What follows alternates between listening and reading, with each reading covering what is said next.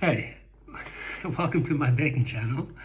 I figured I'd make you a video to show you a couple of the steps because if we're gonna make the dough together, this happens the night before.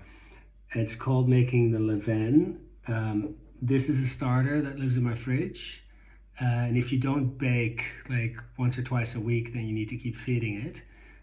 But I bake twice a week, and then this method of mixing a levain makes it so that you don't have to throw any of this away, which you usually would if you keep feeding it because you keep adding flour to it. So I think this is just the easiest way and cleanest way. Bowl, scales,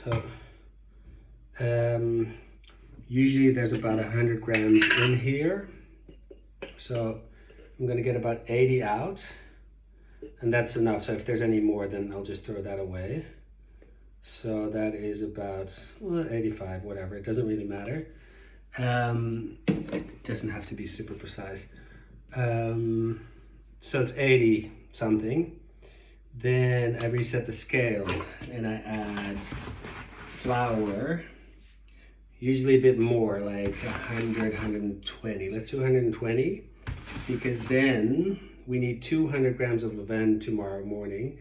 A little bit goes away just in the process, and I want to keep about 80 to 100 in the jar that gets put back in the fridge for the next time.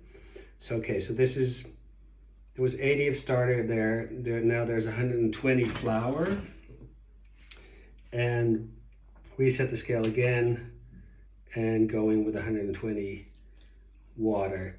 Doesn't have to be 120, 110, whatever, as long as the flour and water is the same. So let's go 120 here. And if it's a 1 or 2 grams more or less, it really doesn't matter. We mix that up. Don't need the scales. Just a gooey mess. This flour, water starter. Takes a little mixing. And this is the levain that we're going to use for baking tomorrow. And whatever's left just goes back in the fridge and is a newly fed starter, because it's starter with extra new fresh flour to feed on. So then we go in with a fresh jar, reset the scale, 0, put 200, I usually put about 210 in here, because the next day some of it will have sort of evaporated or burnt off in some way. So that's 215, 214, that's fine. Because we need 200 for the bread tomorrow, for 2 loaves of bread. I put a little rubber band around it because I like seeing how much it has risen. That's how much is in there. Tomorrow, if we put it like sort of room temperature, maybe preferably a little warmer, like 22, 23 degrees, 24 is good. Then it'll go all the way up to about there. And that means it's all healthy and good and bubbling. This part of it goes back in this jar. I usually rinse the jar out first so it's nice and clean again.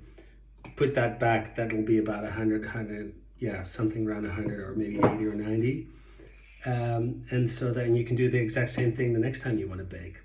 And if you do this, if you bake twice a week, then you don't need to feed your starter between bakes, as long as it lives in the fridge.